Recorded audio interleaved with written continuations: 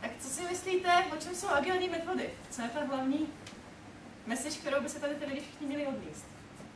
Co se vám vybaví při slovu agilní? Že vlastně ta změna vždycky přijde a vlastně jenom ty dynamická, flexibilní metodika vás učí na tu změnu reagovat. Co ještě se vám vybaví při slově agilní? Já to chápu tak, že tam jsou dva rozdíly. Když ta změna přijde jako nečekaně z druhé strany, nebo my děláme změnu. Protože... Taky no, ale chtěli jsme ještě toho spokojeného zákazníka. Chtěl bych termofrát. Tak řekneme zákazníkovi, co změna znamená, děláme další iteraci, ne? Agilní metody jsou o tom, že si tým musí najít tu vaši cestu.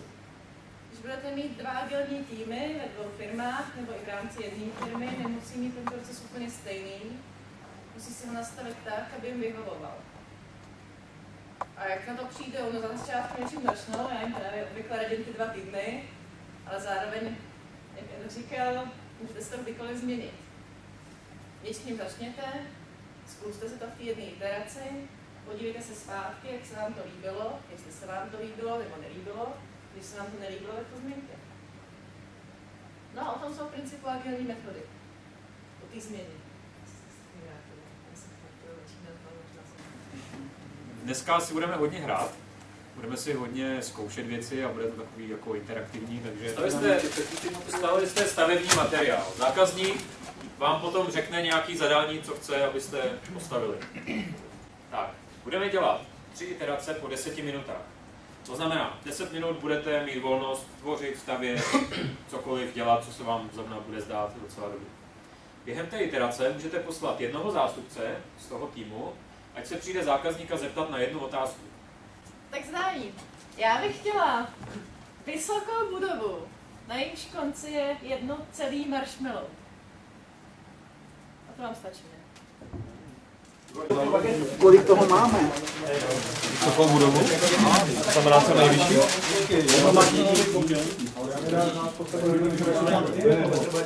Hodně vysokou.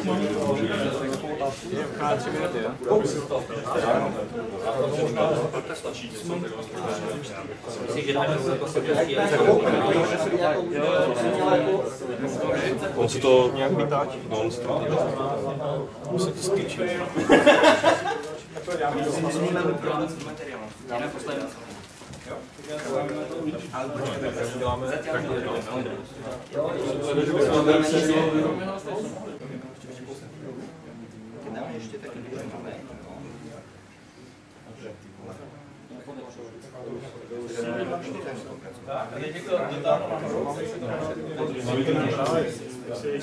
Na to další patro?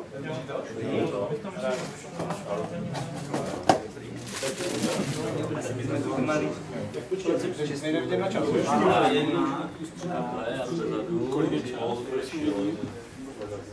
Je to nějaká časový stění. 25. Uděláme ještě teď. Děkujeme.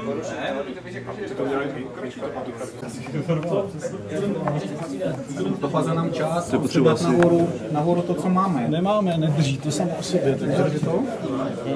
Ale mohli bychom k tomu dát pracovníka, který to bude držet. A tady to je ta samá story, dívej.